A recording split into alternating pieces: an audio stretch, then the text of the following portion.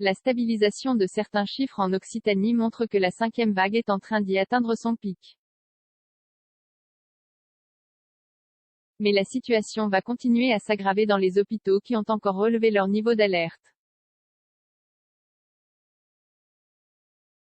L'ARS conseille aux habitants de privilégier leur médecin traitant ou le 15 avant de se rendre aux urgences.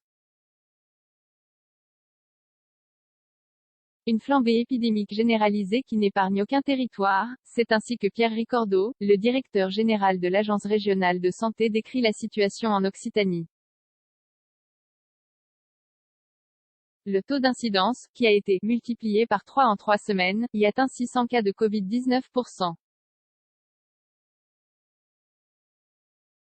000 habitants, 729,6 dans le Gard, le département le plus touché, et même 750 cas dans la population non vaccinée des moins de 10 ans. Sur le front du variant Omicron, il n'y a toujours pour l'heure qu'un cas recensé, celui dévoilé lundi d'un Haut-Garonnais de retour de voyage, mais 300 autres situations sont sous surveillance, ce qui laisse présager que la courbe pourrait sérieusement s'emballer. Une stabilisation chez les plus âgés, seule touche optimiste dans ce sombre tableau. L'ARS détecte un début de stabilisation des cas à la fois dans les Hautes-Pyrénées qui battaient des records et, dans la population la plus âgée, celle qui a reçu le rappel le plus tôt.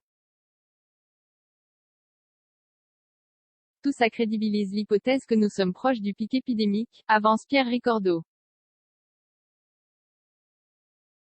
Malheureusement, avec le fameux effet retard de 15 jours, sur les entrées à l'hôpital, le pic sanitaire est, lui, encore loin devant alors que les établissements privés et publics de la région sont déjà en difficulté capacitaire, et, dans une situation tout à fait critique. Ils ont enregistré 700 nouvelles admissions en une semaine, plus 80%, et 180 entrées en réanimation. Au point que l'ARS vient de relever niveau d'alerte en demandant une mobilisation générale pour la période des vacances. N'allez pas directement aux urgences. Les autorités sanitaires lancent aussi un appel à destination des habitants en leur demandant de privilégier leur médecin traitant ou un appel au 15 avant de se présenter dans un service d'urgence. Notre dossier sur le coronavirus. L'autre consigne pour aider les soignants pour surmonter une situation aggravée par l'arrivée de la grippe, reste la vaccination et le recours au rappel vaccinal.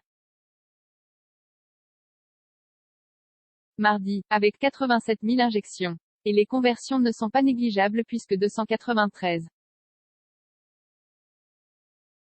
000 non vaccinés ont franchi le pas depuis le 1er septembre. 0 commentaire, 0 partage, partagé sur Messenger, partagé sur Facebook, partagé sur Twitter, partagé sur Flipboard, partagé sur Pinterest, partagé sur LinkedIn, envoyé par mail, sauvegarder une faute, imprimé.